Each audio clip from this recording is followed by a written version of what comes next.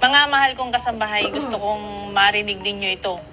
Kung ganito ba ang inexplain sa inyo ng inyong mga agency bago kayo umalis sa bansang Pilipinas, kayo na lamang ang magsabi ng katotohanan. Ang day off po, hindi lang po yan para sa mga skilled worker. Parehong tao po yan, domestic workers and skilled workers. Magkaiba lang sila ng trabaho. Paano nila masasabi na wala talagang day off at hindi talaga pwedeng mag-day off ang isang domestic workers? Sa kontrata ng isang domestic worker sa number 8, may nakalagay doon na required daily rest hour. The domestic worker shall be provided with continuous rest of at least 9 hours per day. Ang ibig sabihin nun, mga mahal kong kasambahay, meron kayong pahinga sa isang araw na hindi bababa sa 9 na oras. Pero ang pahinga nyo minsan, 4, 3, ang tulog nyo 3, minsan 2, minsan as in wala pa talaga kasi nag-iisip kayo, problema, homesick. Pero kailangan nyo din tulungan yung sarili nyo. Huwag kayong mag-isip, lalo na mag-isa lang kayo sa abroad, wala kayong kadamay, wala kayong kakampi.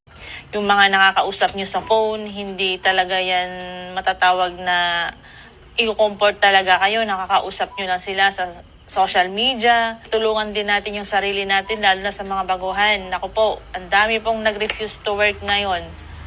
Hindi po natin alam kung anong klaseng orientation po ang sinabi ng inyong mga agency. Sa number 9 na nakalagay sa inyong mga kontrata, rest day. Heto na yung day off nyo. The domestic worker shall be given a 1-day weekly rest. Ibig sabihin po, meron talaga kayong day off. Bakit pagdating nyo sa ibang bansa, sinasabi ng employer nyo na pagdating doon is iba na ang batas. Iba na yung batas para sa mga domestic workers. Yun dapat ang ipaliwanag sa inyo ng inyong mga agency na yung kontrata nyo sa Pilipinas ay hindi talaga masusunod at pagdating nyo sa abroad ay may iba ng patakaran para hindi kayo mag-refuse to work at para hindi kayo magtaka.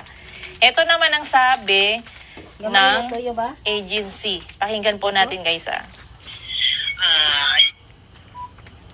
Unfortunately, kahit ang polo at pumunta ka ng embahada, they are not requesting regarding for your day off kasi DH ka. Pangalawa, alam ng taga-polo o embahada na hindi naman acquired yung gusto mong hilingin. No.